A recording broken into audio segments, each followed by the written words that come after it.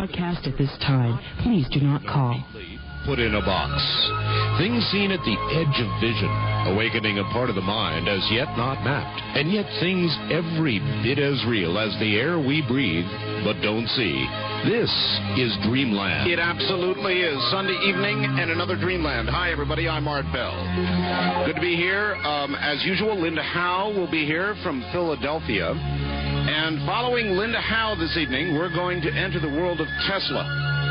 Now, this is something that we have never explored before, and I know not what awaits. We have never really looked into Mr. Tesla. I know there are a lot of rumors, maybe even myth about Tesla and Nikola Tesla, and we're going to try and find out tonight what the truth really is. Our guest is going to be J.W. McGinnis. He heads the International Tesla Society in Colorado Springs, Colorado. He ought to be a guy who would know. So we'll get to all of that in just a moment. I've got a letter from a listener that might be of some interest to a number of people. Some people that have seen these triangular craft or other types are suspecting there might be some kind of military surveillance technology. These folks could be right on in guessing about this possible new technology. These people felt these craft were somehow scanning houses and buildings in their neighborhood, searching for something. Well, the craft have been seen shooting beams down on the roofs of houses and a mist arising from the roofs where the beams cut the roof. Triangle craft, and reported from about 46 now, per the UFO Reporting Center in Seattle. One theory is they are using some kind of microwave device to look into the houses and search for weapons. The Disarming of America syndrome. Well, guess what I just read in the Sunday paper? You guessed it. New radar device puts micro power to work for future. It sounds like science fiction, but it's 21st century reality.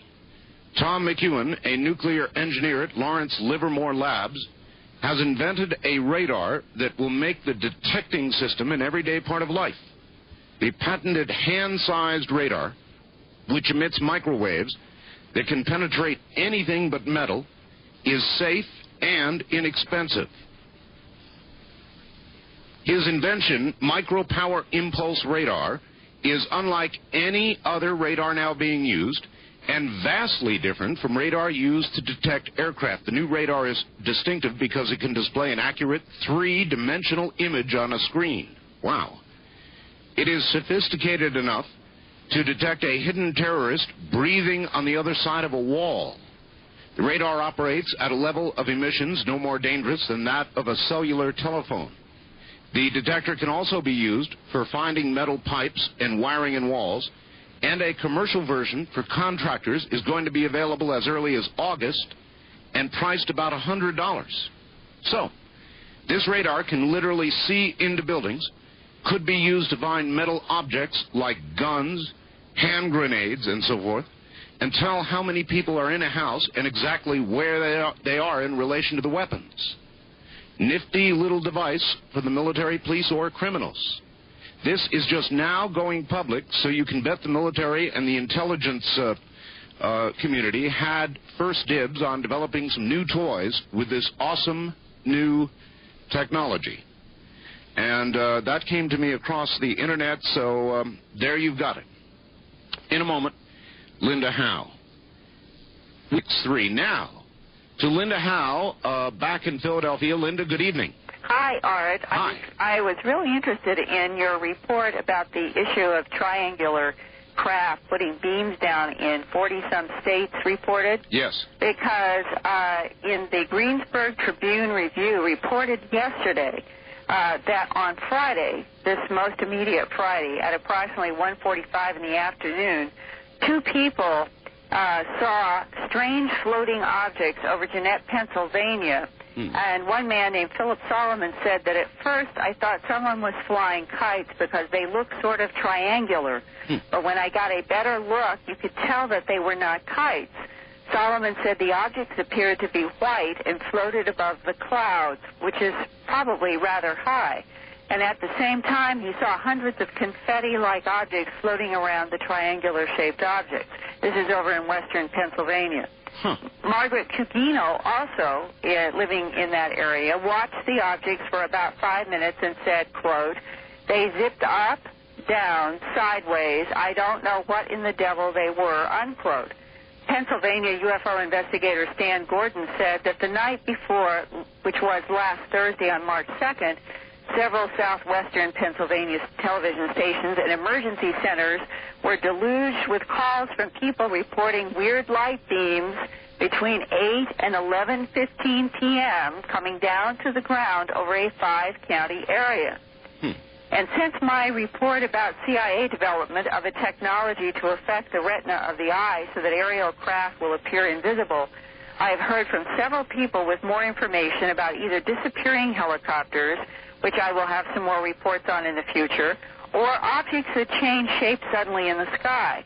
One is a Dreamland listener named Tina Hofflander of Reno, Nevada. On January 6th this year at 2 o'clock in the morning at a location southeast of Doyle, California, in the mountains below Eagles Peak, she suddenly awoke. She told me what happened, and again, it involves a change to a triangle, and here she is now. Tina of Reno.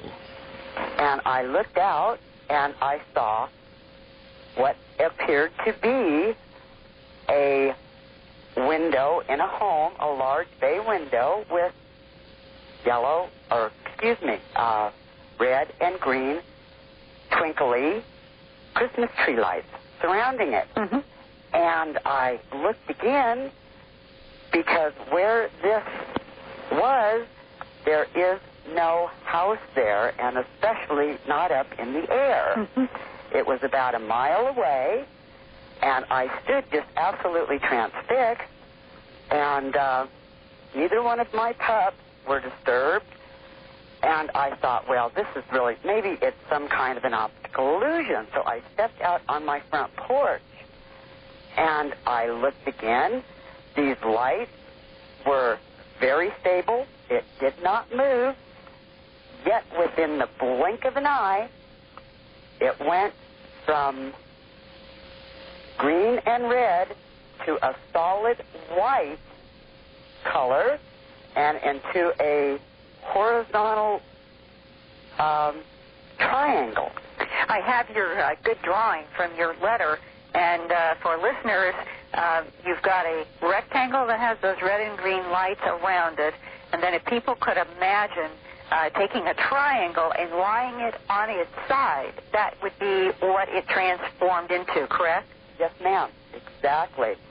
And the thing that amazed me is that I had no fear whatsoever. Neither one of my dogs were concerned about it, and it did not make a sound, nor did it move. Like I said, it went from the Christmas tree lights going clockwise to this solid white light and changed shape. Right. And whatever's going on in these mountains, I think they are interested in. I was informed that there is a military base in this area. I do not know the name, but there's an old ammunition dump that supposedly the military is destroying this old ammunition. Mm-hmm. And there are times that you can hear this, the bang or the boom of exploding ammunition. But here lately there have been a lot of movement with helicopters. They have no markings. They have no numbers on them. And they kind of go back and forth across this one mountain range, and there's absolutely no reason for them to be here. One person said they thought they were logging, but all they're doing is trailing this, like a cable, a very long cable. There was a large one and a small one, but not at any time in 2 months did I see any logs or anything else. So, I'll tell you something that's really strange, Linda, is that after all of a sudden, for 2 solid months, there was it's like a Huey, you know, the double-bladed helicopter, the large one, and it was painted red and white. There were no markings on it whatsoever. I have a pair of binoculars because I'm always looking for the wildlife, And then there was a smaller helicopter.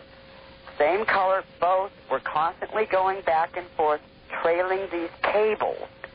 And now, when you say trailing, were they actually hanging in the air, or were they sort of floating in the air behind the helicopter? They were coming out of the bottom of the helicopters, probably at least, I'd say, 200 feet of cable dangling behind these helicopters, but they were attached to the choppers themselves. But immediately after these helicopters stopped coming around, there were two green Huey helicopters, as the military would use, no serial numbers. I only saw them one time. They went over the mountain where these other two helicopters had been going, and 2 days after that, there were two jet fighters that flew through this valley, and there has been no activity since. In that area, Art, where she has been seeing this combination of the strange light transformation activity from the rectangle to the triangle, and then followed by this military activity, is in the Eagles Peak area, which is directly east of Pyramid Lake, Nevada, and not too far south from the Alturas, California area and via Nevada, where I've reported this past year about many strange triangle-shaped and disc-shaped objects that have been sighted. Boy, Linda, it was my one great sighting. I saw that triangle craft before I began hearing a lot of triangle reports, and now every other UFO report these days involves a triangle. Right, and I have that case that I reported on that went back to the early 70s of a triangle that the man estimated had to have been longer than a football field that was moving rapidly over that remote mountain area. And the issue of whether we're dealing with United States government technology or a non-human intelligence technology or U.S. government technology based on some sort of alien technology is probably one of the bigger questions right now. Well, it is. I saw the thing myself close in, Linda, and I couldn't answer that question myself. There'd be no way. I was left wondering exactly the same thing. Well, if there's anybody listening who has any information confidentially or on the record, I would appreciate it if they would get a hold of me, and I would like to give my address and my fax number. And I apologize to many people last week. I gave out the wrong number for my fax number, and I apologize for the frustration. I will make sure that you have the right fax number right now. It is area code 215-491-9842. That's my fax number, 215-491-9842. And should I ask what number you don't give the number you did give out, but right. What was it, yours or somebody else's? No, it was an office number. I see. But there were many people trying to dial faxes, and I felt badly that I had personally scrambled the number. Oh, okay. And the address is Post Office Box 538 in Huntingdon Valley, Pennsylvania, and the zip code is 19006. I have gotten some extraordinarily interesting information, Art, concerning this whole issue of disappearing helicopters, and I will continue to follow up and try to learn more and keep reporting as I can learn, and hopefully you and I can continue to exchange information on these triangles and the beams. It's quite interesting that this is now suddenly being reported such a broad region of the United States. Yes. Wonderful. Thank you, Linda, and we'll look for you next week in Philadelphia or somewhere else. I should be here in Philly. Mm-hmm. All right, excellent. Thank you, Linda. Thank you, Art. That's Linda Howe and Triangle Craft. That, as you know, ladies and gentlemen, was my one big sighting. I saw one of those. So when people talk about triangle craft, it definitely gets my attention, and that now is going, I would guess, on about a year and a half, something like that ago. All right, in just a moment, coming up, Mr. J.W. McGinnis, who is the president of the International Tesla Society, and I'm very much looking forward to this because I don't know a lot about Nikola Tesla. So we're going to find out together about both Mr. Tesla and Mr. McGinnis. Fine. All right, we've only got, as we usually do, a few moments before the bottom of the hour. But I don't have a lot of information on Mr. J.W. McGinnis. So first of all, let us say good evening, sir. Are you there? Yes, I am, Art, and thank you for giving me an opportunity to be on your show. Well, I did so as a result of a letter you sent suggesting the audience might want to know about Nikola Tesla, and I certainly agree, and that's why we have you on. But I don't know a lot about you personally, Mr. McGinnis, and perhaps you could tell the audience in a couple of minutes here who you are and why you're doing what you're doing. Okay, well, Art, I had my formal training in radio engineering, and I grew up in Minnesota. I lived in the St. Paul area. I later moved from Minnesota down to Iowa. Had lived in Nebraska for some time. Had also spent some time on the East Coast. And finally settled down in the Colorado area. This is after, searching about different areas of the country where I thought I might want to live. Sure. I finally found this area, and I was just really sold on it. Since I've been here, I've worked as a national sales manager for a computer company out of Palo Alto, California. And then following that, after working there for about approximately 1 year, I had a kind of a family tragedy. I lost my daughter in just a terrible automobile accident. And I knew then that I wasn't really happy with what I was doing or where I was going. And I was looking for something else, something that would, where I could, feel proud of what I was doing. Yes. So I became acquainted with the International Tesla Society. At that time, they were in their, it was their third or fourth year after being founded in 1984. And I came along in 87. And then became president in 88. I like this organization because it's basically a volunteer type of organization. It was originally composed largely of engineers and physicists and other people that were in the scientific field. All right, we're going to have to break it off there, and we'll pick it up right on the other side of the bottom of the hour. J.W. McGinnis is my guest. He's president of the International Tesla Society. Also a notable birthday. It's Michelangelo's birthday tomorrow, which means if you've got a computer infected with a Michelangelo virus, you're in trouble. Check it out tonight.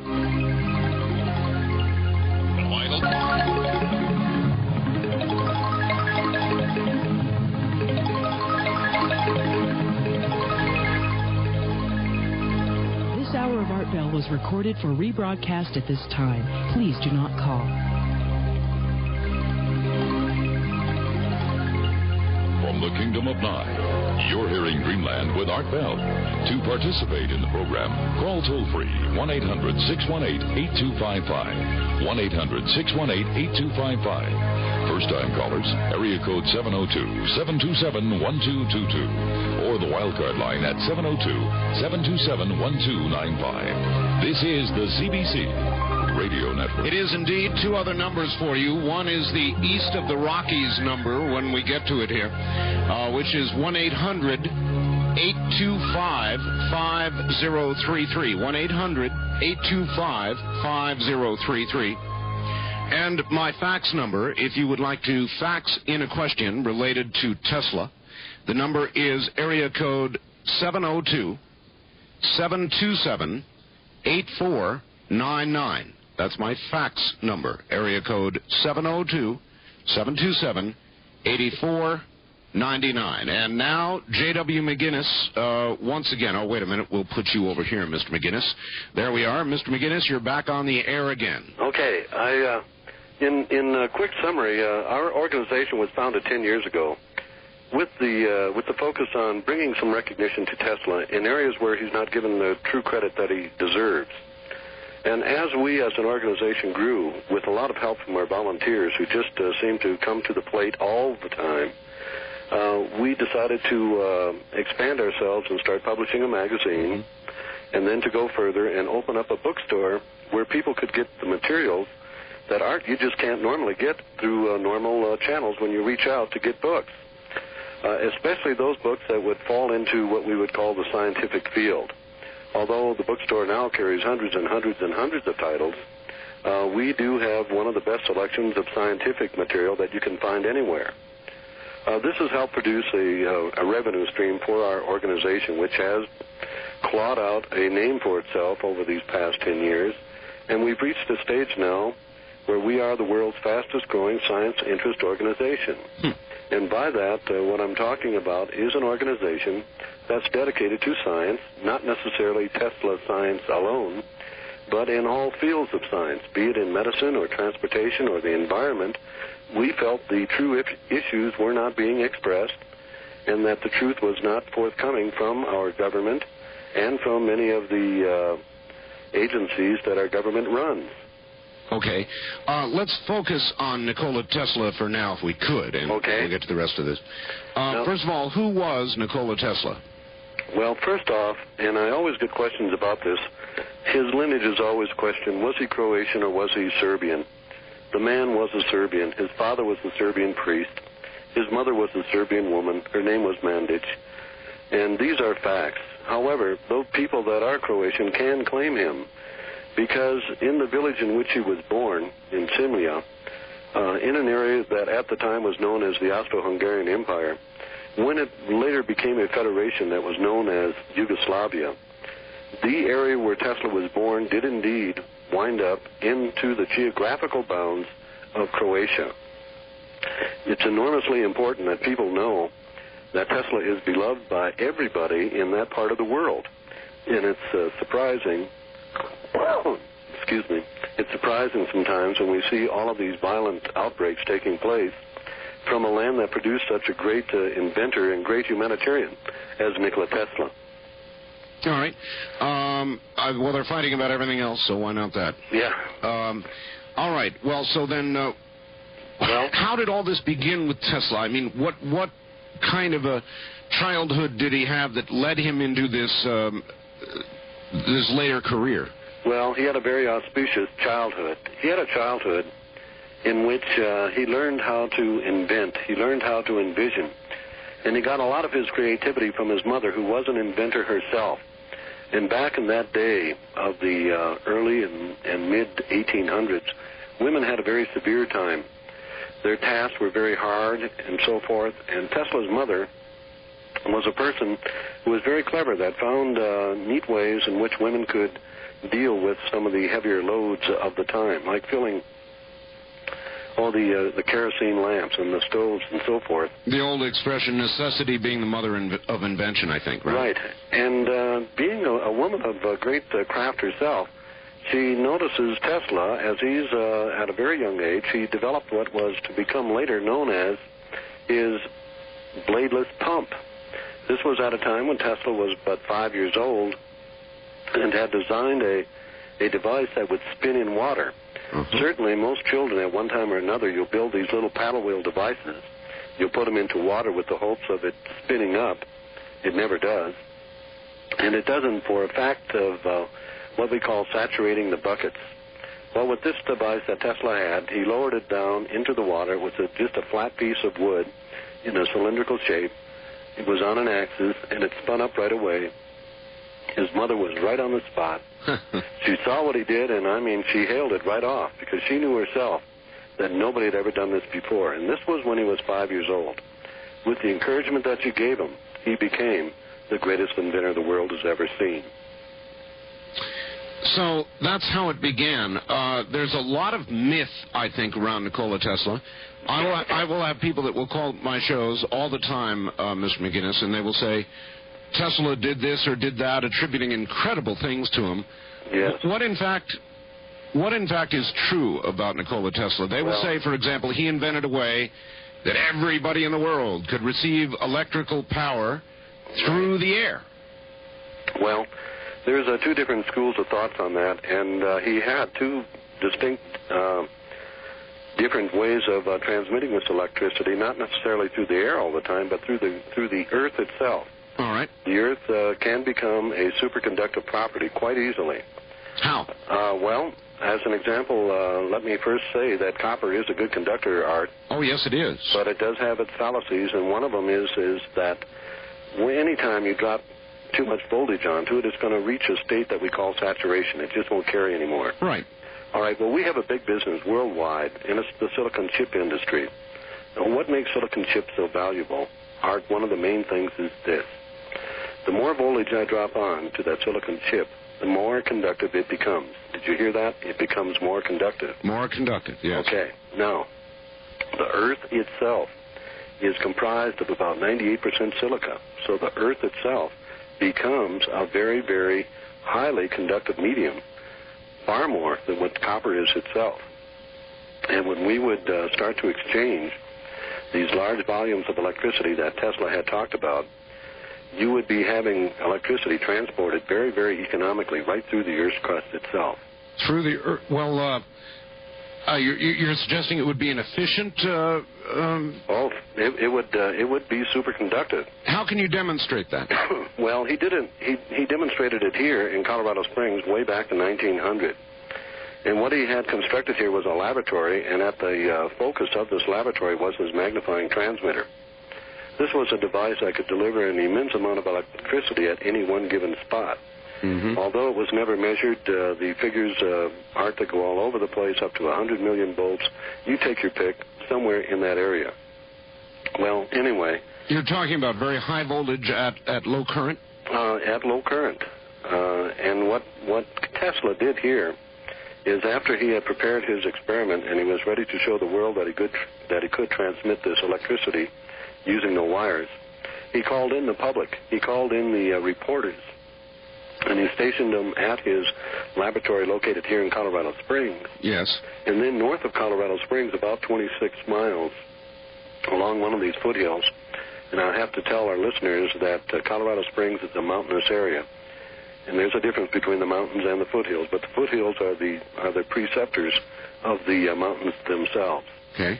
On the top of one of these foothills, he set up a bank of 250 50-watt bulbs. And then 25 some miles away down here at Colorado Springs, he waits till night.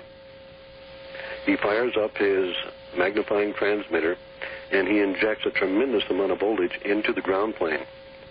Art, once he did this, he created a pressurized field here. What is that?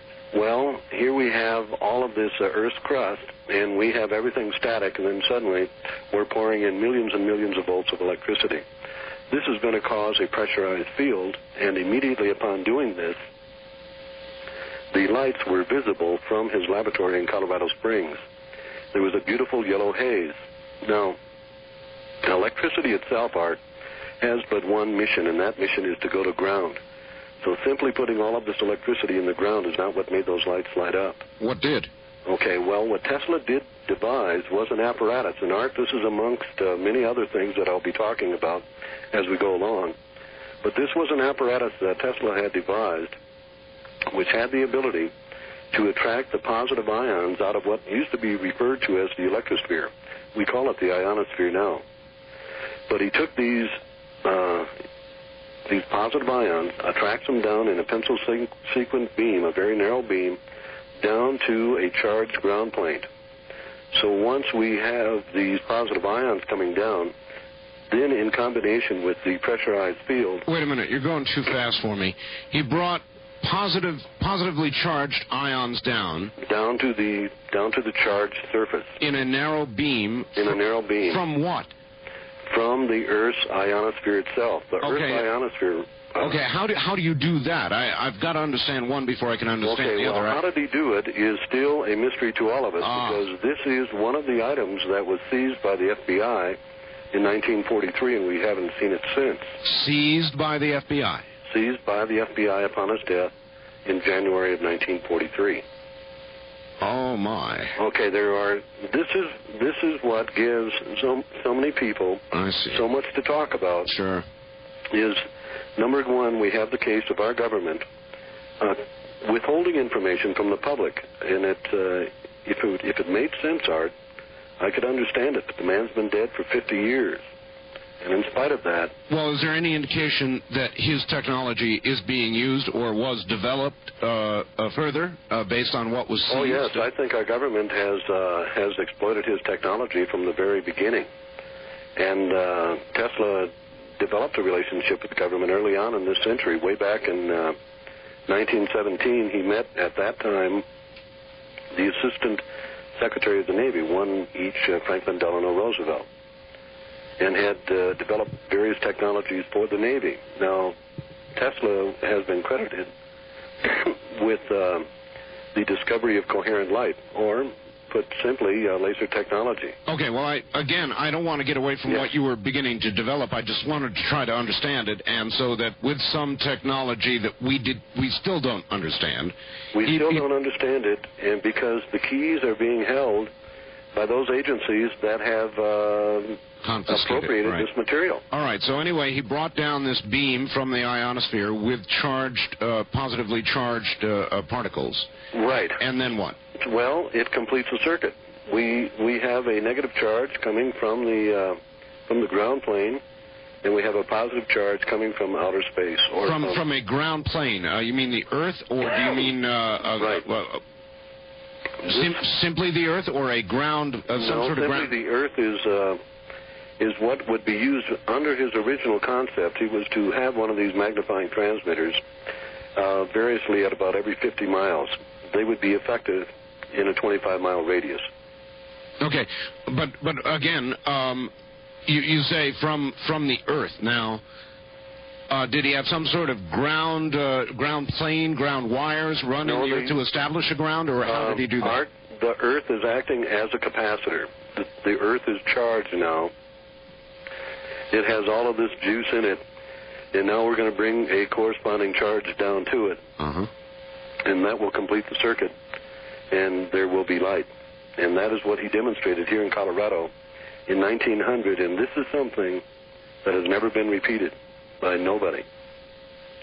Unfortunately, the very craft which he developed for this here is just amongst a lot of other papers that were seized by the FBI upon his death in 1943, and I feel it gives rise to a lot of people that will speculate out of hand and maybe out of heart. They won't have the real information, if you know what I mean. Sure. In 1943, by what regulation or law did the FBI seize all of this stuff? Well, this is what is strange about it, Art. I've been working on a book, and I probably won't be finished on it for a couple of years yet, but I've pretty well read everything that everybody has had to say about them. And for the most part, all of the literature seems to be pretty good, but I do think there's some areas where there is some weakness, and I hope to fill them up. Back to Mr. J.W. McGinnis, president of the International Tesla Society. So, Mr. McGinnis, let me ask you, you've studied this more thoroughly than any of us have. Do you believe that he did this? Transmitted electricity with no wires? Yes. Oh, absolutely. That's been confirmed, very thoroughly. Because when he did it, he called in engineers, he called in newspapers and so forth. He was very dramatic in the way that he did his testing. He wanted the public to be as part of the scene as well as professional confirmation. And he had all of that in everything he did. Well, you say it produced that many miles away a glow. Was there anybody there actually confirming that? Oh, yeah. On the other end there was, sure. There was. Yeah. And, you're talking 50 watt bulbs. You're talking 250 watts. I thought it was 250 50-watt bulbs. 250 50-watt bulbs, so... Okay. Multiply that, and what do we have? We have, that's quite a bit of wattage to be producing. Yes, it is. Was it produced efficiently, Mr. McGinnis? In other words, well, how much I do believe, I'll tell you how efficient it was. When he finished up, Art, when he got to his final plan, all of this would have operated under its own initiative. No power coming from anywhere. The Earth itself, as Tesla had explained, is nothing but a huge, huge capacitor. The Earth is just swimming in energy. And Tesla found a way that unlocked those keys where we could get this energy available to us. And he did it in a lot of different ways. That was the wireless transmission, through the Earth, but he also dealt in radiant energy. When we're talking about radiant energy, Art, we're talking about air that is in the aether. You take a cubic yard of air in front of you. Einstein has said it, and Tesla has said it, as well as dozens of others. There's enough energy in that cubic to split this planet in half. So when we find people that say, well, gee whiz, you're getting power out of the air, you're going to run out of it very fast, you're not. Mm-hmm. I mean, we are just, in an ocean of this energy. It's everywhere, and it's strong. And Art, right now, one of the things that we do on an annual basis is we have a science conference, and this year we have our extraordinary science conference. Basically, what we do is I travel around the country. I'm looking for talents that are out there that are, putting their money where their mouth is. There's so many of these people that are rip-offs. They make these claims, and then when somebody stands on their doorstep with a meter, suddenly there's a big gulf, and they don't want to go through with the test. But separating them from others, there is a lot of talents out there. What we try to do is to give them that platform so the public can be aware of them and so that it can accelerate the transformation of that product into reality. Mr. McGinnis, there is nothing the world needs more than energy. We expend a great deal of money and sometimes go to war, as we may soon have to, over oil, which is energy. Yeah. If we had this technology, why in the hell would we keep it secret? Well, Art, there are such things as selfish interest, and I know we have enough time this evening to explain a couple of different areas where... So the oil companies have sort of taken all this and they're keeping it secret. Well, they're not keeping it secret, but look at how they're doing it. They are going to have us go right to that last barrel of oil. Then we'll get over to gas, or natural gas, which, we are the Saudi Arabia of. It's all like it's planned and it's all like it's regulated. But these people that get out there and show some innovation and so forth, they are not the ones that are able to capitalize on the government's largesse. When the government gives these grants out, they have some very, very mean restrictions on them. And sometimes it means that that party who has developed that technology may have to turn it over to EPA and let the EPA assign who gets the technology. Mm-hmm. In other words, the government can put your technology in your number one competitor's hands, and you can't do a thing about it. We got some cockeyed laws that hold back this innovation. Yes, I know we do, but I don't know that explains this. We still have a big private sector out here, Mr. McGinnis, a great big private sector, and people love money, and if there was a way privately that was discovered to transmit power through the air or to gather power from the ionosphere, I just can't believe that somebody would not have by now done it. Well, it seems, and it's almost, it goes beyond the idea of conspiracy. It's almost blatant when you start to see a government agency hold back information that could be very, very positive and very helpful to us in developing that technology. Yes, Mr. McGinnis, but there is more than just the government out there. There is a private sector as well. We'll come back and discuss this after the top of the hour. We've got our top of the hour break. J.W. McGinnis is our guest. He is from the International Tesla Society. He's actually president of that organization. There'll be more in a moment. This is Dreamland.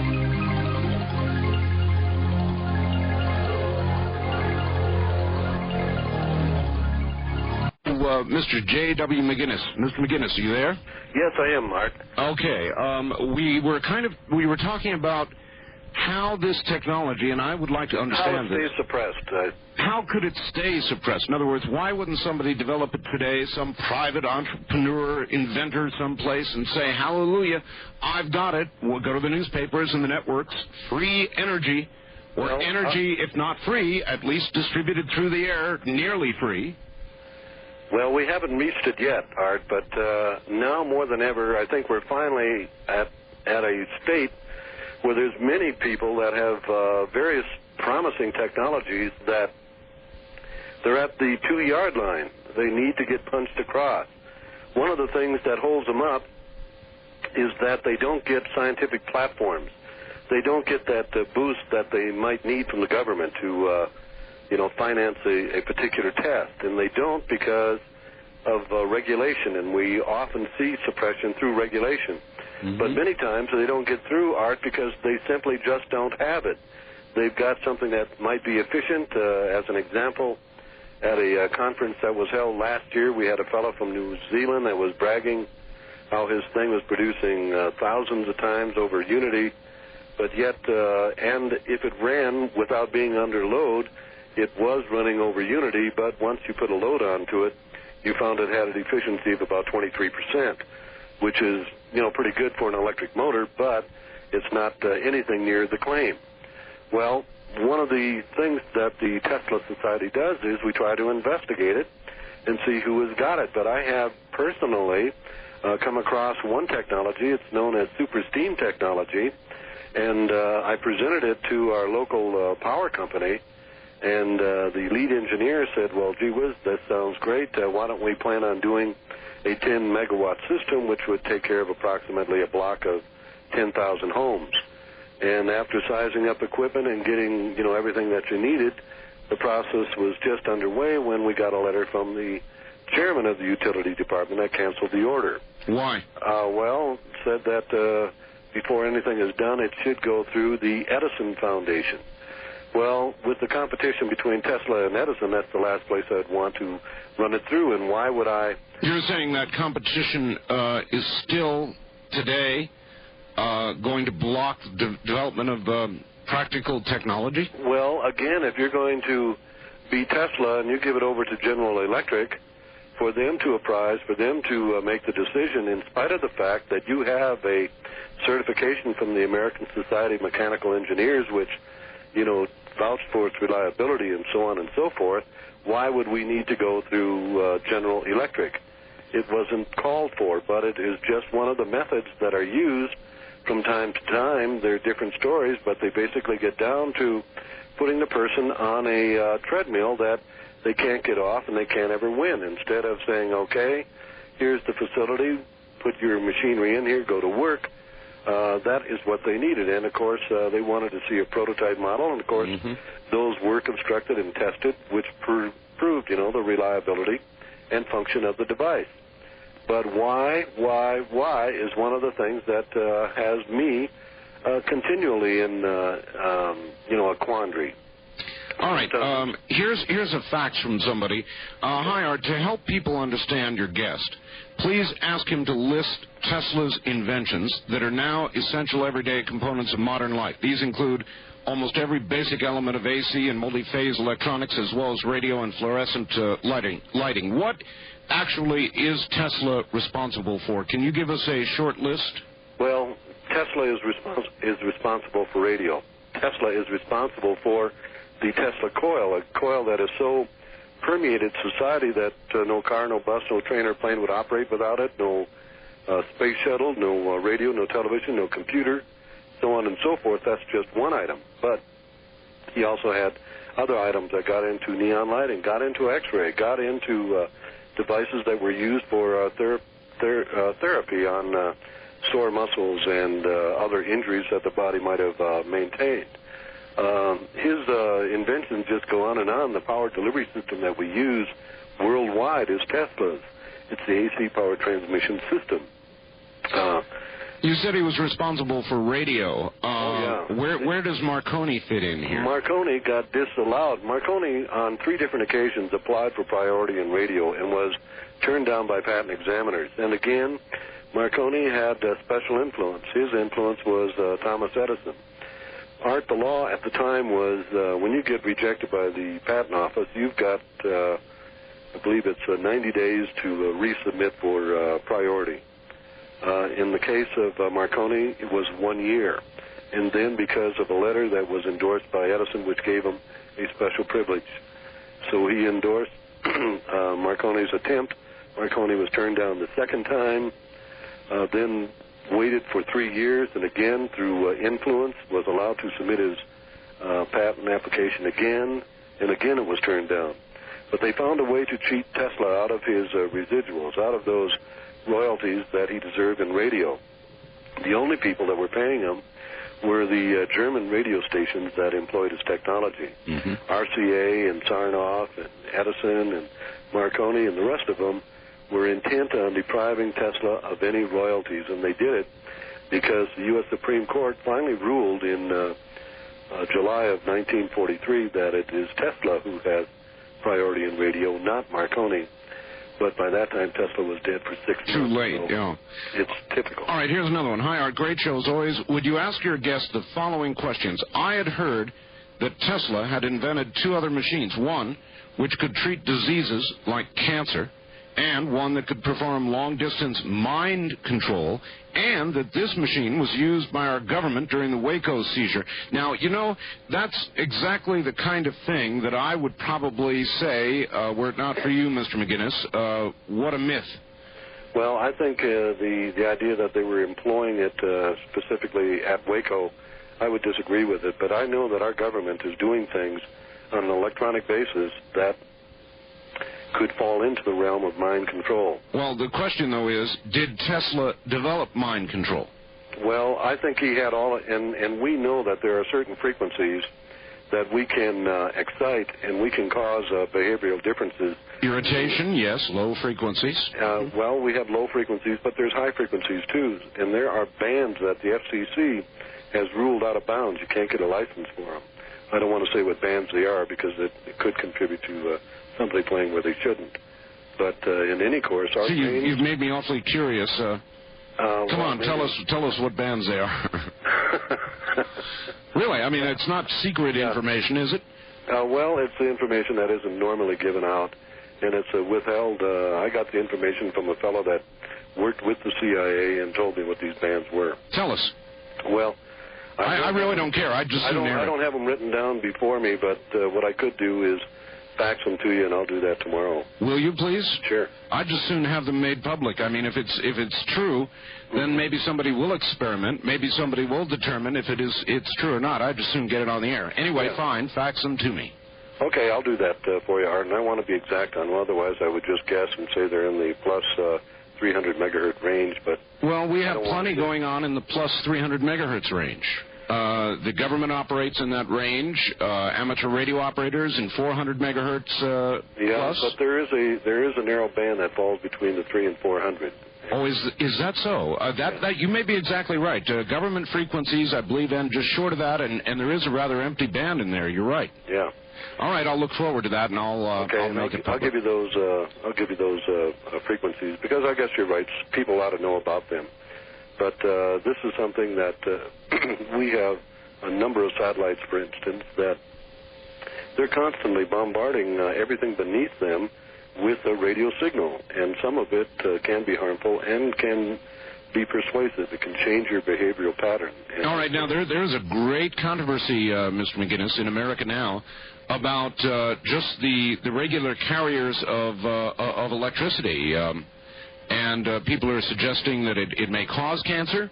Oh, absolutely. You're talking about electromagnetic fields. That's correct. And I have found some physicians that disagree with that, but I would invite any physician that would like to learn about it to come into our laboratory here in Colorado Springs, and just with the simplest of tools, I can show them what is occurring with these low-frequency electromagnetic fields. Because they do get into our body, they penetrate our body, they oscillate our molecules, they develop this false heat in our body body switches on. Yeah, we're literally being cooked at low level. Yeah, we're being cooked, and at the same time we're strangling ourselves, we're flooding our systems with platelets and antigens and so forth, trying to fight a ghost that doesn't exist, or a disease that doesn't exist.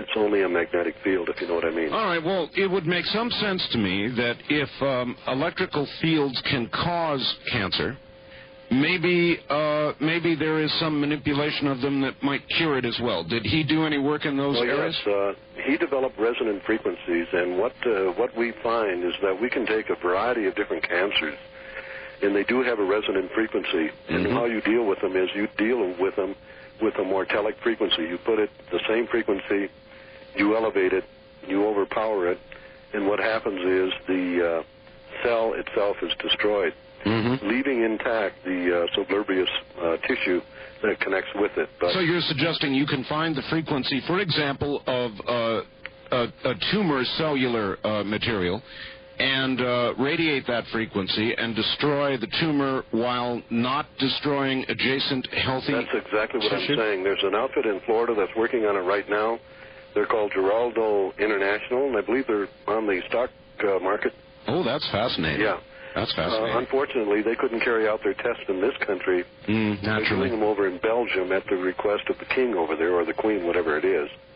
But they want to get this technology, and we stifle it so many times. You know, when people are in these dilemmas where they don't have a choice. I mean, tomorrow may not come, so why don't you let them try it? But we find people that are withholding technology under the premise that it could have long-term degenerative effect. Well, if you're not alive, you're not going to worry about that long-term thing. And often what we're demonstrating is that these people that are on the alternative rim, these people that have been told they're cuckoo, that they just might have something, and that even the most critical disease can be dealt with an alternative approach that goes into our diet, into our supplements, and into the electricity around us. And I myself am an advocate of a resonant frequency that would destroy the cancer cell. And there are people out there doing it, and it is something that will be released. I don't know how much longer they can hold the technology back. It's just one of a number of them that are available to us. And, you know, I think the cure or control of cancer is about as important as anything. Cancer has torn apart more homes than anything that you can think of. It surely is true. And it's cost us as taxpayers enormously because they're not all insured, and often these people, they run out of insurance, and then we as taxpayers pick it up. In charity cases, we have no choice. Well, present radiation and chemotherapy that is used to fight cancer is a real blunderbuss technology. It does indeed do a job against cancerous cells, but frequently it does a job, of course, against the healthy cells as well. It knocks out the immune system. That's right. So anything that would focus specifically on a particular cellular material would be incredibly helpful.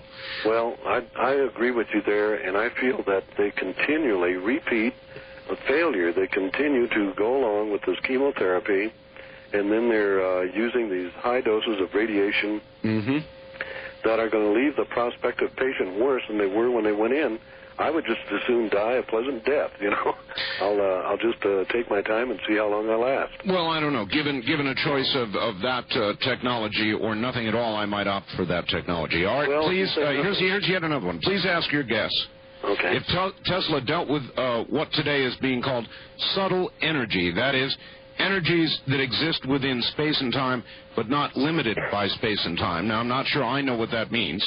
Well, Art, you're talking about somebody that when they're talking about subtle, they're almost talking what we would call spiritual. The ability to inflict your will at great distances with no power at all, just your wish to have something done, and it's done. This is something that is innate in human beings, all human beings. And it's the very wise human being that finally learns how to capture this ability and to use it profitably or positively. But it is a force that is just as important as an atomic bomb. Subtle it may be, but nonetheless it grows into a hurricane just as much as the butterfly flapping its wing, and then just through propagation it causes a hurricane. Control, you're suggesting, of another's mind at a great distance? Yes, even that. The first thing that I think we have to take into account is just how complex our minds are. Let me understand. You were actually talking about controlling some material object at a great distance, an actual physical control, Mr. McGinnis? It goes into all fields, not only, physical beings and controlling that, but also controlling thoughts. And they talk about these, I guess you would call them phase conjugate beams. We could talk about scalar waves, that the waves in themselves are harmless until they get to where they cross. First of all, what is a scalar wave? I've heard a lot of people refer to scalar waves. What are they? It's one of these real hard things to define, because for years and years people were even saying they didn't exist, and you're talking to somebody who felt that way. This is a wave that is so subtle. You don't see it, but you cannot hide from it. It'll go through any metal. It'll go through anything. And it'll arrive at any, predisposed place that you want to send it. What is the form of energy, Mr. McGinnis? Well, let me tell you my experience. That changed my mind, because I harped on this, and I said, hey, this is, I feel people are just getting a little carried away. In fact, it was very critical of Tom Bearden. first wrote about it.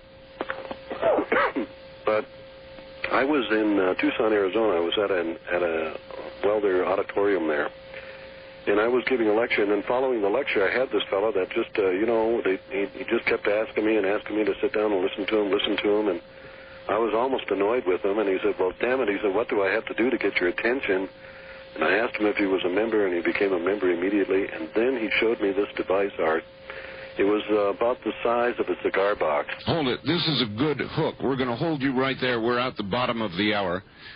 This object was the size of a cigar box, he said. Ah, but what was in the box? This is how we hold you through the breaks. And here comes one right now. You're listening to Dreamland. This is CBC.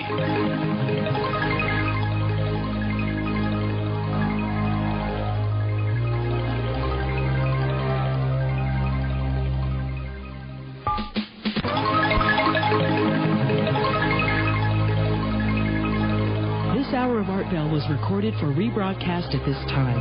Please do not call.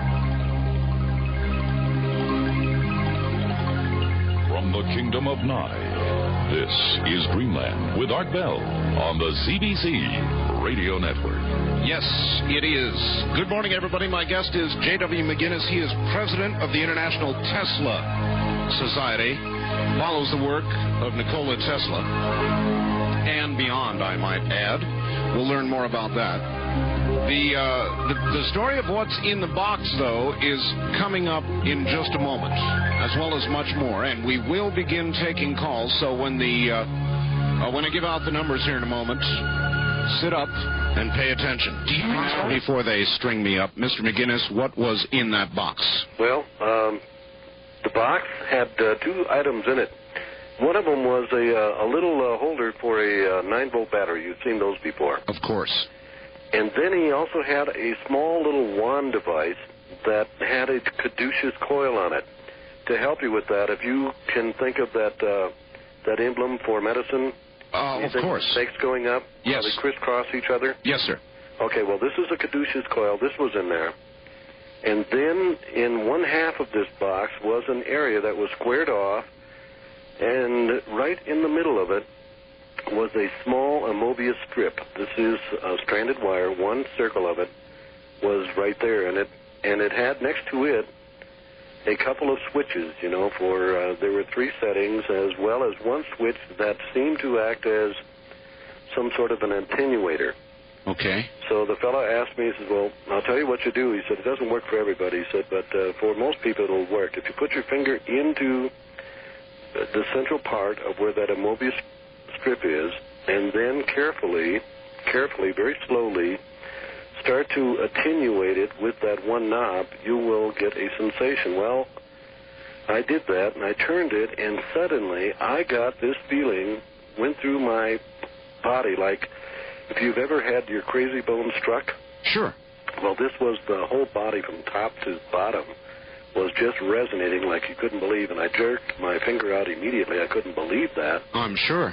And then these sensations, they declined very slowly, but, after about 15 minutes, my lips were still numb. They were still tingling. That's weird. I'm sure you had a few choice words for this fellow. Well, what I did next is, because I was curious, I said, "Well, how far can this operate from?" And he says, "Well, once it's attenuated to your circuit, there really isn't any distance." So I'm at this auditorium, and it must be a whole block. Way down at the end of this hallway is a big ice machine, a Pepsi machine, and a Coca-Cola machine. Mm-hmm.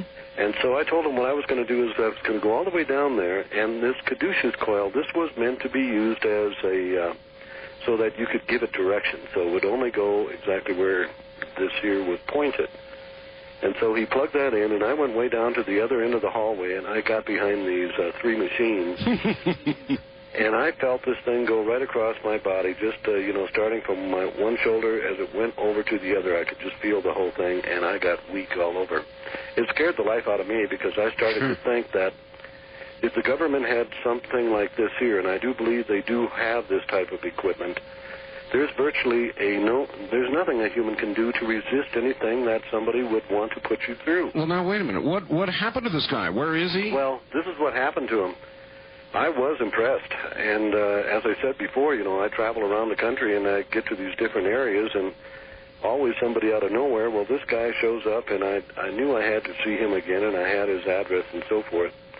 So I arranged for another fellow to go down and visit him and try and get this technology. And this fellow went down there, and this guy lived about 70 miles out in the desert from Tucson, Arizona. I mean, he was way out there in the middle of nowhere. Yes. And when my associate arrived there, he spent a whole day with him trying to get him to repeat this or to explain this phenomena, and this guy was very tight-lipped about it. And then after that, the guy goes back for the second day, and by that time, he was really interested to know what was going on. And it was at that point that this fellow admitted that he himself didn't make this device, that this party that lived about 5 miles away from him, another isolated group, had made this device. So he goes over to the other place, and they were very reluctant to give any information out about it. And they have remained mum about it. They did not want to share it with anybody. But I can tell you this much, it worked, and any time from now on that somebody asks me about a scalar wave, I, from personal experience, can tell you. Okay, he represented that with scalar wave? Yes. Wow. And this thing was just totally overpowering. And keep in mind now that this thing was, the power basis for this was just a little 9-volt battery. I've got you. All right, look, we've got to get to the phones. Let me quickly give out the phone numbers, and away we go. If you have a question for Mr. McGinnis, J.W. McGinnis, president of the International Tesla Society, come now. First-time callers, area code 702-727-1222. I wonder if we could go down there and find those people. The wild card line is area code 702-727-1295. Toll-free west of the Rockies, it's 1-800-618-8255. East of the Rockies, it's 1-800-825-5033. Again, east of the Rockies, 1-800-825-5033. Once again, Mr. McGinnis. Mr. McGinnis, are you ready? I am. All right, here we go. East of the Rockies, good evening. You're on Dreamland with Mr. J.W. McGinnis. Hello. Hello, Art. Yes. Hi, how you doing? I've been listening to your show. Where are you calling from, sir? Ohio. Ohio, all right. Yeah. I had a friend who made me a Lokowski MWO oscillator. Yes. And I had severe allergies all my life. I've been to the doctorologist and hundreds and hundreds of dollars in shots and that, but nothing cured it. But this machine, I used it the frequencies, and my allergies are completely cured. Huh. And how was it applied?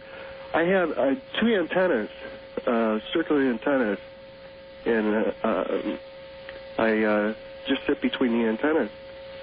Now, that's remarkable. Have you ever heard of anything like that? Or is that Tesla technology, Mr. Well, McGinnis? it is basically Tesla technology, but it was brought forth by George Lahovsky, the great Russian scientist. I'm trying to think of some period, but it was early 1900s or late 1800s when it was first introduced.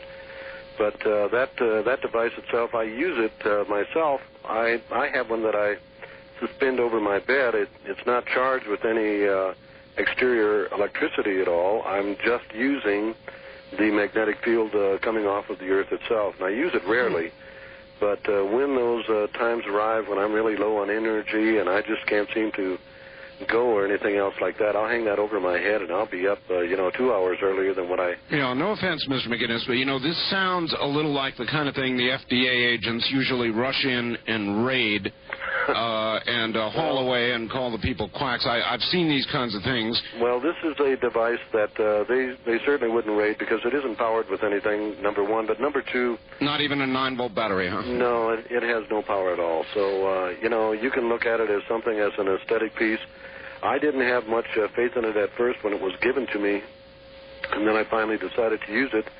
And the thing that I noticed about it was a big increase in energy, but I did notice that after I had been using it for like a week or so, that I was over-energetic, and I was just at a hyperactive. So really, I only use it now when I'm really drug out and, ready to be put to bed. Then I'll put that thing over my bed, and I will get rejuvenated extremely fast with it. And well, that's remarkable. Let's keep moving here. West of the Rockies, you're on the air with J.W. McGinnis. Hi. Hi, Art.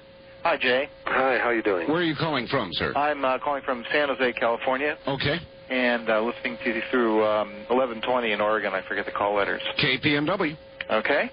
2 questions. Number one, I've read in the Tesla's biography, A Man Out of Time, by Margaret Cheney. Are you familiar with that, Jay? Yes, I am.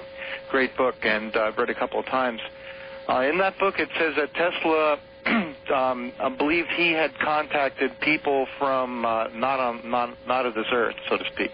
No, he felt he had contacted or had contact with people from Mars. And it's a very interesting story about Mars because Tesla was sure that he had received some signal from Mars. And of late there seems to be an extraordinary amount of information about Mars. But in researching the whole topic and going back to when Tesla was first talking about making communication with intelligent life, on a different planet, there was this French Astronomical Society. These here were all of these people that, focused on nothing but the heavens themselves. And they put up a $100,000 reward for the first person, or 100,000 franc reward, for the first person to contact somebody from another planet that had intelligent life. Now, there were a series of scientists that had all picked out different planets, and no planet was picked or selected outside of Mars except by Tesla himself. And that planet was deliberately eliminated from the competition. In other words, you could make intelligent life connection with anybody in the except our Mars? galaxy, but if it came from Mars, you wouldn't get the money. No. How could they accept Mars? Well, I don't know how they did it, but they did it. And in reading some of the old literature that I have had here, that was one of the things that struck me as kind of, here's an organization that, for one reason or another, doesn't want to give Tesla one chance in heck to collect on the $100,000.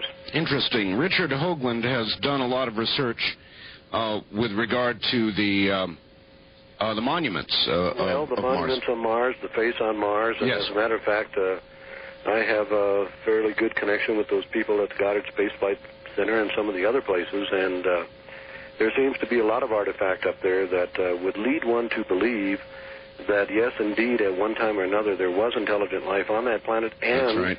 Possibly, just maybe possibly, and I could get into that scenario later, perhaps those people that were there are actually us that are here. And I'll let you think about that one for a little bit. But do you have any information as well on the moon? There's really something interesting going on right now. After the U.S. went to the moon, and we have studied it to death, and, the general feeling was it's nothing but a big rock, and not even a special rock at that. For a decade, we've been more or less disinterested in the moon, and now all of a sudden, we're sending probes to the moon. There's just a new moon probe announced. We're sending up space shuttles that are focusing telescopes on the moon. What the hell's going on the moon? Well, there's quite a few things that are going on there, Art, but from several different angles. First off, some of the early photography that was released from the different vehicles that circumvented or went around the moon yes. and so forth. Yes. There are some items that have shown up on the photography that they cannot explain, and in That's one right. of the earlier books, and Art, I've forgotten the name of it right offhand, but it had something to do with anomalies on the moon. Oh, yeah, absolutely. But this thing was published before NASA had a chance to cover their tracks, but when it went back to the publisher to be reprinted, those that had caused this controversy are no longer available through that book. But I will also... You mean, are you saying the photographs that caused the controversy? Well, one of them looked like a tracked vehicle had gone up and through this one crater that was there. there were other figures there that could have been, and I say could have been, areas where people had shelter, Quonset huts or some other type of building. Buildings, indeed. People had somehow found a way to get into the soil and had constructed some buildings where they evidently were safe from the environment outside. But this was picked up with some of this early photography, and now it isn't available anymore, but I think I've got one of the original books. Oh, no, you're right. Richard Hoagland has had much the very same thing to say, that a number of the photographs that were available now are not available. That's only one side of the coin, but the other side of the coin deals with energy. You see, the moon itself is actually, if we were going to have free energy tomorrow, we could have it easy enough. We've been to the moon before. We can return there again. The job isn't that big, but what we need to do is to harvest this helium-3 that is constantly being embedded into the soil of the planet. What we need to do is to, first of all, situate a couple of ovens there that can cook out that helium-3. Once it's cooked out and in a gaseous form, if it's put onto a vehicle, just a vehicle the size of the space shuttle as an example, if we just brought that back, that cargo bay full of helium-3, this would give us all we would need for safe, fusionable energy for 1 year for this whole country. Wow. Because using this helium-3 is a big sidestep that we don't have to take if we have to rely on the technology that we have here earthbound. All right. We've got a lot of people wanting to get in. I've got to pay attention to them. On the wildcard line, you're on the air with J.W. McGinnis. Hi. Good evening, Art. Good evening, Mr. McGinnis. This is Greg at Mountain Home. Mountain Home, Idaho? You bet. All right. It's been a while. Mr. McGinnis, in the area of energy and production of energy by the Earth, I was wondering if you've been following any of the research that's being done that they talk about. When I was living in Alaska, apparently 2 years ago, Senator Stevens got a large appropriation for about $25 million to buy a Cray supercomputer for the University of Fairbanks. And they were studying, there's an Asian professor up there by the name of Dr. Noguchi or something like that that's been studying the possibility of extracting energy from the Aurora Borealis. Have you been following that at all? Well, I have been in that particular subject.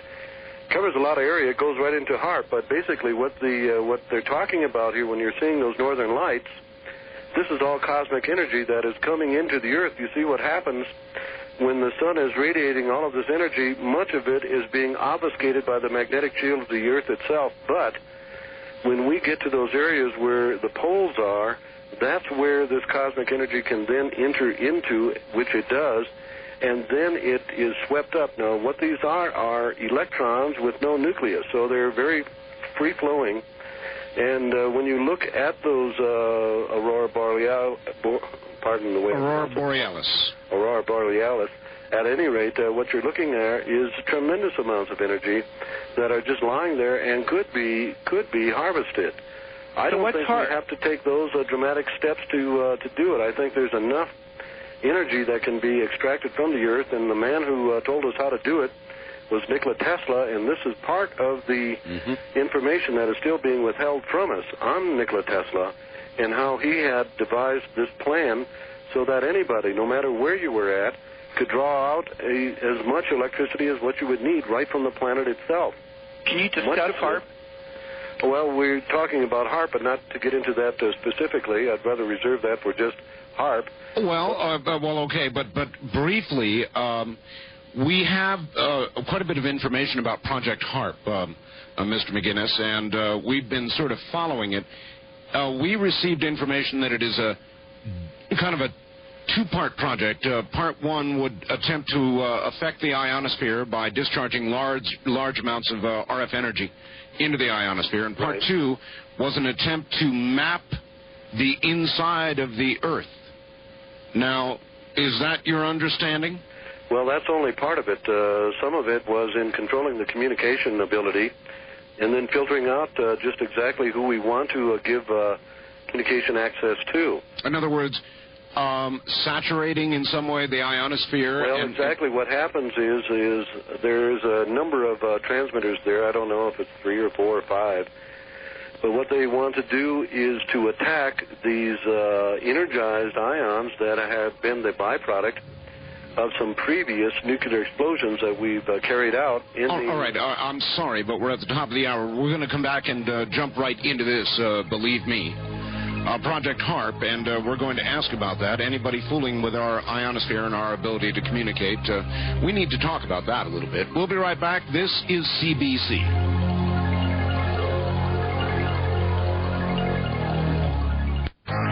J.W. McGinnis. Mr. McGinnis, tell us more about what you know about HARP. It's in Alaska, and they've got some large transmitters, and they're trying to see if they can stop communications on many frequencies and let those who they wish to communicate. Is that correct? Well, it's not quite that way. Somehow you're not very strong. There's not another... Yeah, I don't know what has happened here. Oh, that's better. Quite weak. Oh, that's better. Okay. That's better. Thank you. Okay. It's like there was another phone off the hook or something. Yeah, it seemed that way to me. I was barely hearing you. So okay. We're okay now? Yes, sir. Okay. Well, actually, if we're talking about it, it isn't that they can filter out so much as to this is going to destroy all communication, but then they will use a spread spectrum type of communication to replace it. All of this information I'm giving you is I'm not the expert on it, Art. However, we at the Society, through our magazine Extraordinary Science, are publishing a very lengthy article about it in this next issue of Extraordinary Science, which we will be publishing later this month. It should be out first part of April. All right, I guess we better tell everybody, how do they get in touch with you? How do they get Extraordinary Science? How do they become part of the Tesla Society? How do they do that? Okay. Art, for the convenience of the audience, we have an 800 number that I'll give out here. Go ahead. It's 800-397-0137, and we have two different ways of communicating with those that are interested. One is to enroll somebody as a member, have your credit card handy, or to apply for our information packet, which includes our resource guide. This is over a half a pound of literature that will get into about every book that you can imagine that covers science, as well as it'll give you the information that you'll be looking for if you're in the middle of a project. We've got the books that'll do it, and they're all listed in that. It's only $5. With that, we're sending out a coupon that will replace that $5, but with the cost of postage these days and the jump in our printing cost, we had to put some figure on it. So it's $5, but we're going to give it back. All right, so it's 1-800-397-0137. 0137, correct. All and right. they'll just call, be patient with us. We expect a lot of people to be contacting us. We'll get back to them as soon as possible. All right. Is that during business hours or 24 hours? Well, it's 24 hours. We do have an answering system that will pick up all the calls, but it'll only hold about 50. So if you don't get information back right away, just keep on trying. We'll get a hold of you. We don't let anybody slip. All right. All right. So that's one aspect of HARP. Okay, so the thing about HARP that I wanted to point out is that it's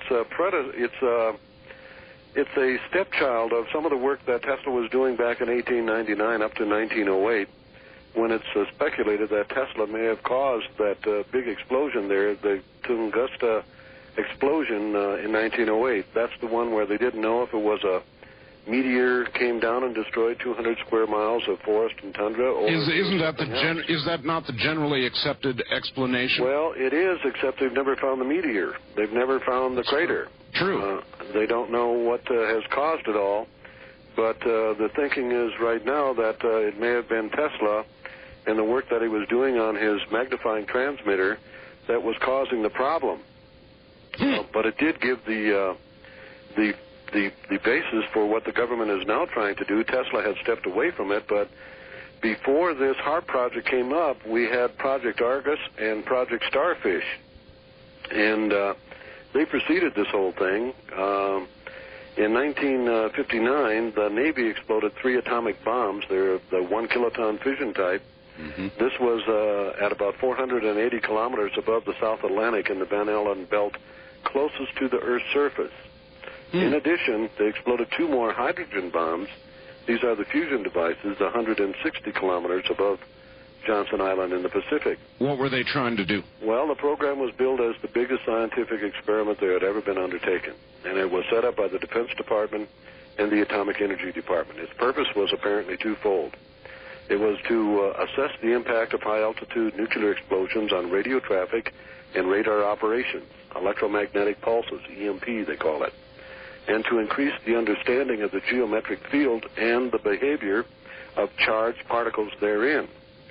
The explosions created new inner radiation belts encompassing almost the entire globe and injected sufficient electrons and other energetic particles into the ionosphere that the effects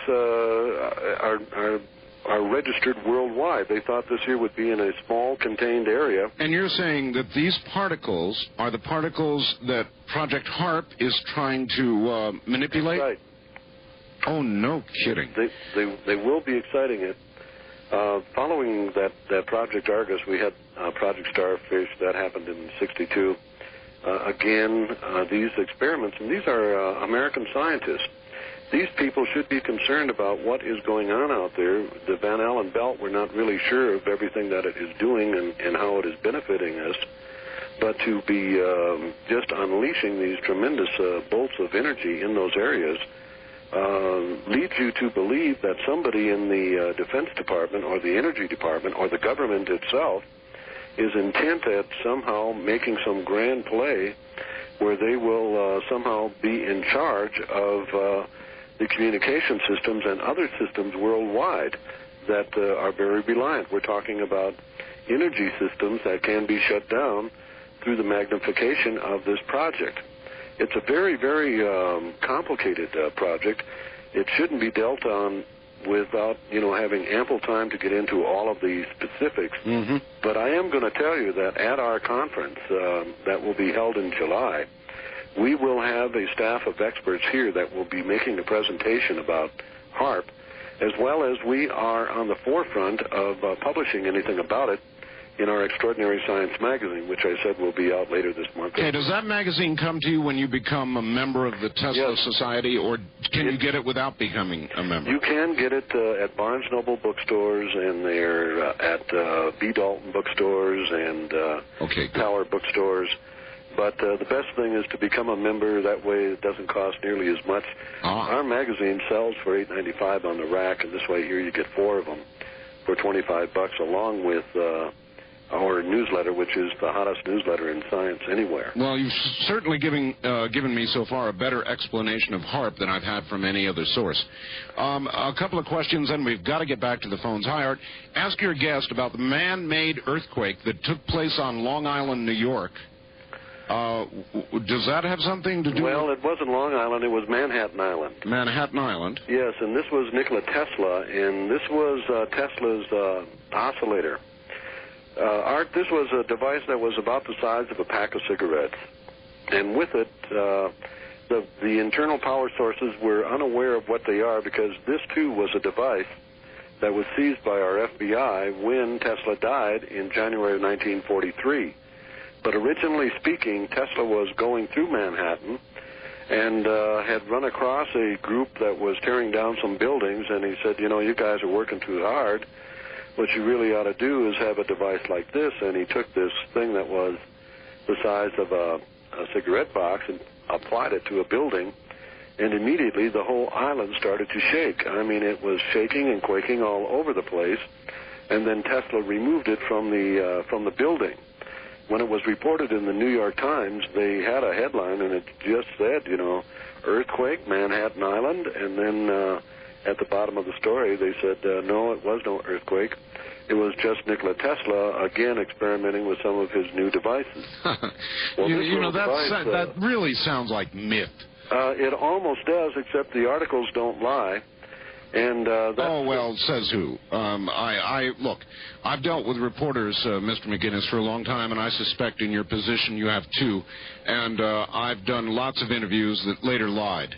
That's true, but the way the story was done and the witnesses and so forth that were carried out in the story, it didn't seem like any flim-flam, and I don't think most people that get an opportunity to read that would arrive at that conclusion. But again, Art, it's a piece of technology that we the people should enjoy. It's a piece of the technology that Tesla never really put to paper where somebody could discover how he was doing it. But at the given rate of these oscillations in this package, it was supposed to exceed the speed of light. And in that case, now we're talking of something that is oscillating somewhere in the area of 1 trillion cycles per second. Let me give you a theory, just based on everything you've told me about Tesla. So much of his invention seems to be technology that either we cannot reproduce today, or has been snatched away from the government, or is otherwise cannot be demonstrated today. It's almost as though Mr. Tesla was communicating with somebody or something from somewhere else. And what about that? Well, listen, in our day-to-day lives can have a monstrous effect upon us. And a demonstration of this here is in resonance and power. Anytime that we develop a specific resonance and we can allow that resonance to propagate, it gets stronger and stronger, it can become an immense force both for energy and transportation and destruction. So you're saying we may be doing these things not knowing what we're exactly doing? Right. Okay, all right, that makes sense. We've got to get back to the lines here. East of the Rockies, you're on the air with J.W. McGinnis. Hello. Hi, Art. Thanks for taking my call. Thanks for making it. Where are you? St. Louis. St. Louis, okay. When he was saying before about they had a contest a long time ago to see who'd be the first one to contact a planet, but they ruled out Mars. Yes. You know why they did that? It's because they thought Mars would be too easy. Remember, that was when they were doing the things with, what's his name, with the telescope when he was drawing the canals. He thought he was seeing canals, so they all thought there was life on Mars, so let's see if we can find it anywhere else and like that. Oh, I see. Well, okay. That sounds about right, though, doesn't it? Well, it does sound about right. I don't exactly agree that Mars was the easiest one to contact. My goodness, at that particular time, the planet that people were really focused on was Venus, which was the morning and evening star, and still is at certain times of the year. But Venus was getting far more attention than what Mars was at the given time. Venus is easy. I got a guy down the street here who says he's from Venus. East of the Rockies, you're on the air with J.W. McGinnis. Hello. Yes. Good morning, Art, or evening. Yes, I have a question to ask, gentlemen. Oh, that's fine. Where are you? I'm in Albuquerque, New Mexico. All right. My name's Ed. Yes, Ed. And also, I'm an engineer. I'm in the technical. I never could understand why there was so much animosity between Edison and Tesla. There was just so much hatred and dislike. Well, and I could never understand that. Which apparently is still going on today in some ways. Why all the animosity? Well, let me tell you, when Tesla came to this country, it was his biggest ambition to go to work for Thomas Edison. He had a letter of introduction from Edison's manager in Paris, where he had already worked on Edison's dynamos and made them much more efficient. He comes to this country. Edison had kept him waiting for a week, and I don't have any bone to pick about that. But then when he finally did meet Tesla, he read the letter from his manager, which said, I'm paraphrasing, Dear Mr. Edison, this is Nikola Tesla, a man like you, that can change the destiny of man. And when Edison is looking at Tesla, here's a guy just 30 years old, and he had already encompassed the world with his ingenuity, a lot of it unjustly, by the way, but at any course, he reads this letter and cannot believe that his own manager was saying this guy could change the destiny of man. And so he looked at Tesla and said, if I was to hire you, just what would you do for me? And Tesla said, the first thing I would do is to make your DC dynamos much more efficient, your DC generators much more efficient. When he said that to Edison, he was actually slapping him in the face, because the thing in engineering, as well as all other parts of life, is its concept. Oh, it's true. And what was happening with Edison, he had seen his DC generators, and when these were in operation, they were throwing sparks all over the place. When Edison was looking at it, he was going, look at the enormous power here. We got sparks flying all over. But as Tesla looked at it, he saw it as wasting all of this energy in spark, and the spark should be converted to energy. So we knew that where Edison had his Achilles heel, it was in that DC generator. He went about to work on it. After about 2 years, he had it finished. He had finished actually 26 different models of Edison's generators, put them on the table, and Edison had thanked him for doing this revision on them and making them much more saleable. But the bottom line answer, for the sake of brevity, is professional jealousy. No, it wasn't that. What happened was, and I forgot, I neglected to tell you this, is Edison was so sure of his dynamos that he had told Tesla, he said, if you can make these more efficient, I'll give you $50,000. Ah, money. So then Tesla said, I appreciate you thanking me for improving the dynamos here, but... Well, where's my 50? Where's the 50? And Edison looked at him and said, you know, the problem with you, Tesla, is you foreigners don't understand American humor. I was only kidding about the 50,000. Only kidding, huh? And Tesla quit him immediately and went to work for the New York subway system. But what I want to do is to bring up a little context here. I have talked to the man that does the promotions for the Edison Foundation, a fellow by the name of Charles Hummel. And I had talked to him about this issue, and he said, you know, J.W., you're out of context when you think there's a lot of hate between these two men. He said, you told me about the concept about the motor. I'm telling you about the concept of hate. He said, it doesn't exist. And then produced a letter for me between Edison and Tesla.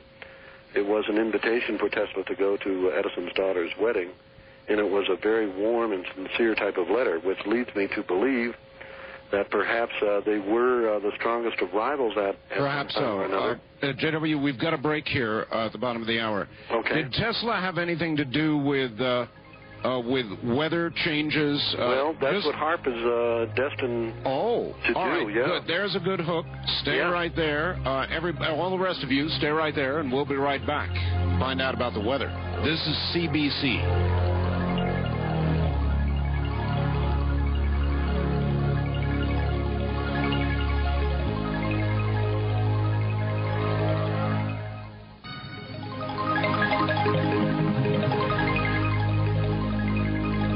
This hour of Art Bell was recorded for rebroadcast at this time. Please do not call. From the Kingdom of Nye, we continue with your calls on Dreamland with Art Bell. Call Art now toll-free at 1-800-618-8255. 1-800-618-TALK. First-time callers, area code 702-727-1222. 702-727-1222. Or the wildcard line at area code 702-727-1295. 727-1295 in the 702 area code. Now again, here's Art Bell. I'm only going to give this one time, so you better listen very carefully to get a copy of this program. And by the number of faxes and calls coming in, I can imagine you're going to want one. To get a copy of this program, please call 1-800-917-4278. Once again, 1-800-917-4278. All right, now back to Mr. J.W. McGinnis. Mr. McGinnis, everybody bitches about the weather, and so far that we know of, with the exception of dropping... iodized pellets or something, that nobody's been able to do anything about the weather. Did Nikola Tesla have something going? The answer to the question is you can control weather, Art, and you can do it with these huge magnetic fields. I mean, everything on this globe, every grain of sand, everything is magnetic. Everything is going to conscribe to the laws of magnetism, laws which are still being discovered today. It's true. But what I want to point out is the pain and folly that we often have when we have these unbridled scientists that are given large research grants. They go about into areas that angels fear to tread. Like HAARP? Yes, like HAARP. As early as 1962, I want you to know, at that time, the leading astronomers on this planet were protesting strongly against the irresponsibility of these experiments. Should we be trying to get Project HAARP stopped? Well, I think it's time that everybody should contact their local representatives. I know I have. I know many of our members have. And as we travel around the country and we lecture on this, Steve Ellswick, who is a true expert in this area, is focusing on it. And we have to do something about this rampant government frenzy that they'll step into these areas where they should not, because the dangers of this whole thing, I mean, this is word from the leading American scientists of the day, and what they said is that it will take many hundreds of years to understand the Van Allen radiation belts, and before they'll even restabilize at their normal levels, because already as many as atomic bombs as what we've thrown up there, the Soviets have done the same. You know, that's the way it works. We blow off one, they're going to blow off one. That's right. And they have. So they've got the whole thing up there pretty cluttered, and now what they want to do is to heat it up. And they want to heat it up with this HARP system. It's supposedly a government ionospheric study, but as benign as it may seem, it offers so much more other potential. What's being constructed is the world's largest ionosphere heater. And what we're talking about is burning 30-mile diameter holes into the atmosphere. And during this operation, the electromagnetic interference is so intense that pilots now, they've already been warned to learn how to deal with these periods of time when their instrumentation will be disrupted. Furthermore, the emissions are so strong that the facility itself has to be in a very remote area. Mr. McGinnis, do you know what frequency ranges will be disrupted? I know that our researcher has that art. I wish I had that information in front of me. I know it's going to be in our article, and I haven't had a chance to read the article myself yet. But I wonder about the shortwave spectrum. I'm sure it's going to be included. All right, we're going to have to do another show and get into this. Sounds like you could do a whole show on that. Here's the facts. Very kind of interesting, and I want to know what you think of it. Hi, Art. Some time ago, around 1985, myself and my brother found something in a small storage room in the mountains. This, by the way, comes from Montana. The room, we thought at the time, looked just like a radio or maybe a TV relay station. But as we approached the area, we could hear a kind of high-pitched frequency, for lack of a better word. We kicked the door open, that's called trespassing, by the way, and got inside. We found several little probes that were attached to a dish pointing east, I believe. Being the curious types, we touched several things in this room and experienced a feeling much like what your guest described, and my lips and soft palate in my mouth were numb for about 2 hours. Length of time we took to ride back home. About a week after this, several of our neighbors said they received visits from men in dark blue cars asking about the property that this station is located on. Things like who has access to the area and who the other people in the area are. It was weird, and I've never thought about it till now. Thanks. And he's a ham radio operator, as am I, in Billings, Montana. What do you think they found? Well, I'll tell you, they could have easily have found some sort of transmitting device that may have been working. The idea that intrigues me is that it did have a probe on it, did have some directional quality to it, and then when they say they have intercepted that wave, they're experiencing what I've experienced. Exactly. Could be some early work in that field, Art. And then, you know, very interesting. You got guys in blue suits. They don't move for small reasons, you know. No, and they do show up at the most inopportune times. I've had literally hundreds of stories of people that have had these so-called calls where they've been so-called warned not to, elucidate on what they're doing, or they've been told to get out of the business if they're in, something like medicine or energy or something that might do us all some good, by the way. All right. We've got to move quick. We don't have a lot of time. Here's another one. Did Tesla have any involvement with the Philadelphia experiment or Montauk in New York? Well, I'm going to tell you the information as I know it. The specific experiment that occurred in 1943, no, he didn't have any relationship to it. he did demonstrate his technology, what we call radar invisibility. Yes. In 1933 off of the coast of New Jersey. There was a shallow inlet, and in this inlet, he positioned 2 large coils on each side of the inlet, and then got from the Navy a small admiral's barge or a small boat. It was like about 65 feet long. Now, 5 miles off of the coast, they set up a radar picket ship to do a sweep to pick up the craft if they could pick it up, which they did. And then they energized these 2 large coils, and this was the beginning of what I feel is the Philadelphia experience, because they activated the coils. They tried to pick the ship up by radar. It did not show up. Yes. Because of the interference, but the strange part of it is the ship disappears and never sees daylight again. I'll tell you, I've had the technology involved with the Philadelphia experiment explained to me, and a lot of it sounds like Tesla technology.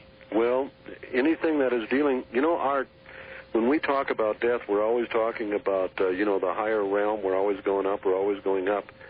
And the feeling that I have from some people is that perhaps, what happens with us when we do move on is that we move into a much higher frequency realm, and therefore we might be sensitive to these higher frequencies, and we might be able to do things with these higher frequencies that we don't really realize we know enough about. Mr. McGinnis, called by some another dimension?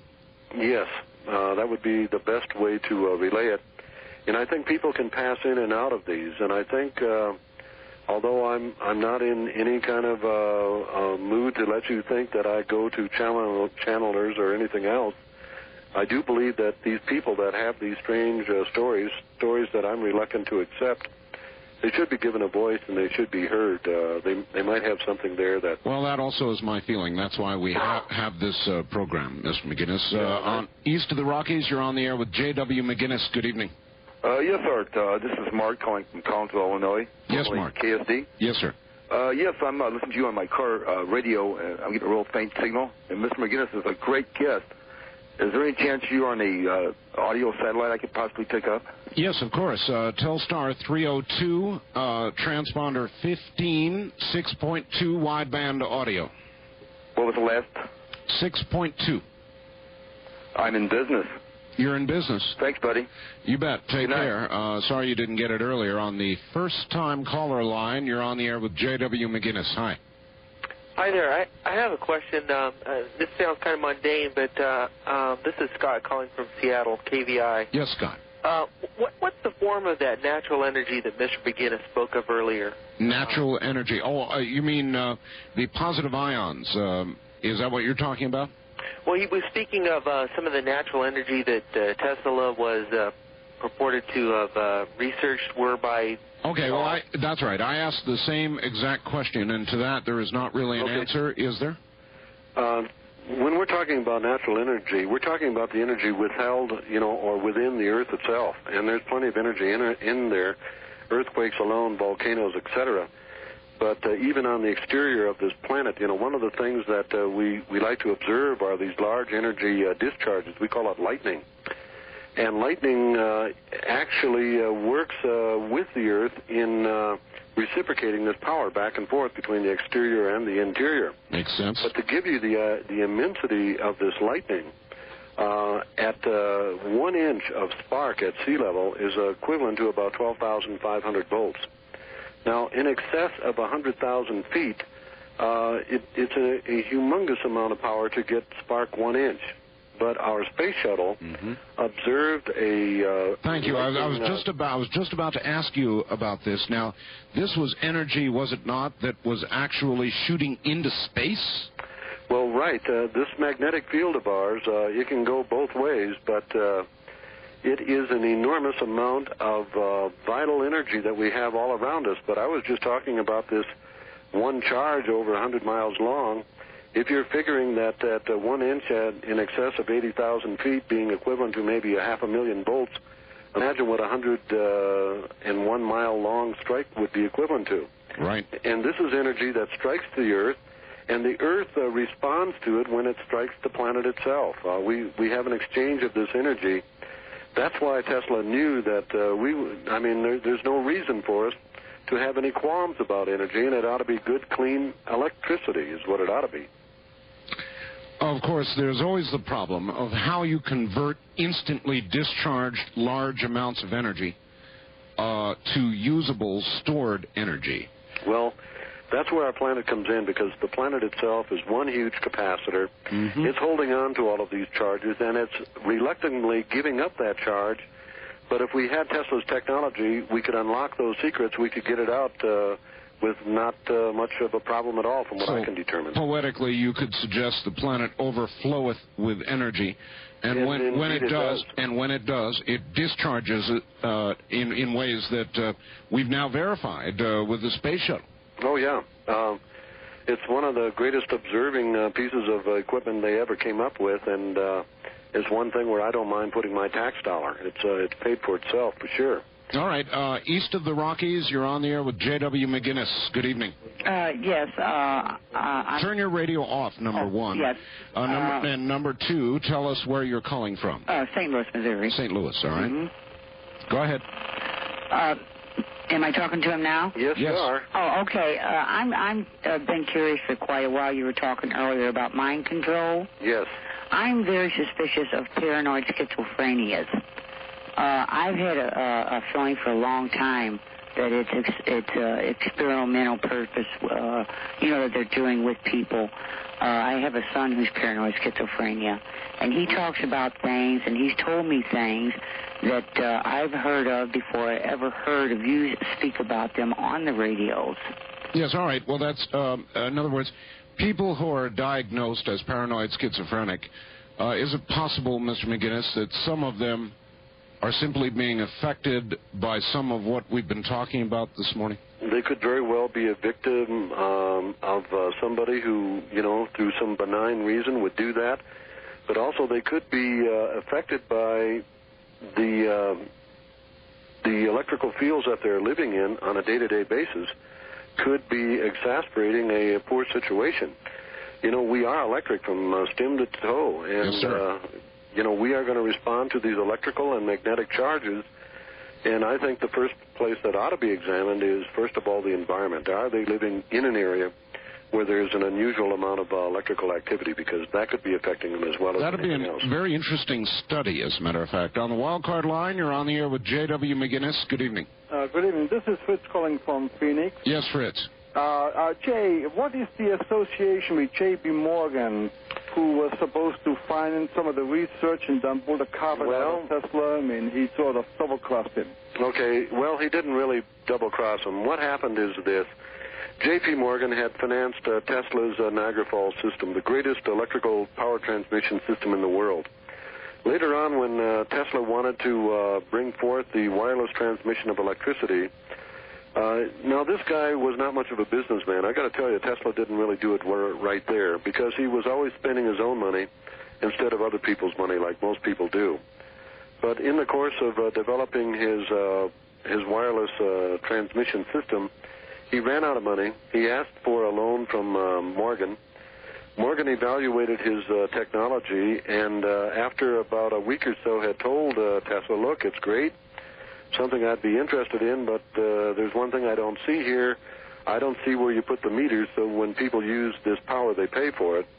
And at that point, Tesla saying, well, you give the people the power. When Tesla said that, of course. It dried up, but Tesla never took no for an answer, and he did go back in a short period thereafter, and he put a stack of technology down on J.P. Morgan's desk, and this technology was heating units, cooling units, electric airplanes, electric cars, all sorts of technology. And I told J.P. that he would give him one half of the royalties if he could only get another couple of $100,000. J.P. Morgan, having everybody on hook, west of Niagara Falls to Chicago and south to the tip of Florida, was very reluctant to give up that power, and so he turned them down. It was a business decision, but there is some other skullduggery that occurred. Well, that's a classic question. Where do we put the meter? What? No meter? Yeah. Yeah, I understand. All right, we're very nearly out of time, and the phones are going wild. East of the Rockies, you're on the air with J.W. McGinnis. Where are you calling from, please?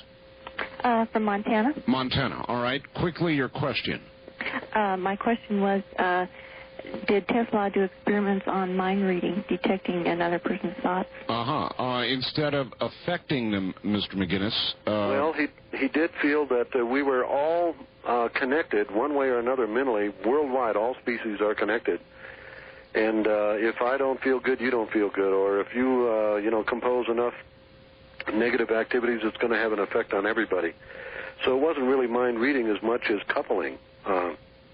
Getting on to a level where everybody is striving to make life more tolerable for everybody else. All right, we're way out of time here. Let me give you an opportunity once more to give out your telephone number and address and what you've got there. Okay. So go ahead. All right. Our information packet is free. You can call 800-397-0137, and we'll send it out to you right away. But if you want our information packet along with our resource guide, it's $5. Have your credit card ready. If you want to join the revolution in science today, the International Tesla Society, it's $25, and you can do all of this by calling 800-397-0137. If you don't get anybody to speak to you immediately, leave your phone number or your address if it's just a request for information, and we'll deal with you right away. But if for some reason you don't hear from us, try us again, 800-397-0137, and we'd be glad to tell you more about our organization and what we do in science. Well, you have been a great guest. I have just one other fast question. You've got to give a very quick answer to it. I've been dying to know. A couple of scientists up in Utah thought they had cold fusion. Now we hear they didn't. Now and then I've heard, well, we did. Do you know anything about cold fusion? Well, yes, I did a story on it right after it first came out, and there were some 50 universities that did similar studies and were successful. But then the tempo grew, and there were more and more people finding other reasons why it didn't work. I'm not so sure that they didn't do it themselves, but I think that they had a lot of input from some other people that when they step back from them, they're missing a part of the puzzle. The puzzle is, can we do cold fusion? Answer is yes. Are these the men that are going to do it? Answer is questionable. Questionable. All right, Ms. McGinnis, you have been a wonderful guest. There was not enough time. We will have you back again. Be assured of it. Okay. Good luck with your telephones. Okay, and thanks again, Art. We really appreciate it, and good night, everybody. Good night, everybody is right, and I will give out Mr. McGinnis's number one more time. It is 1-800-397-0137. 1-800-379-0137. 1-800-379-0137. To get a copy of this program, it's 1-800-917-4278. On behalf of all who bring you Dreamland and your local radio station, thank you, and good night, everybody. This has been Dreamland, a program dedicated to an examination of areas in the human experience not easily nor neatly put in a box. Things seen at the edge of vision, awakening a part of the mind as yet not mapped. Yet things every bit as real as the air we breathe but don't see. Please join us again next week at this time for Dreamland.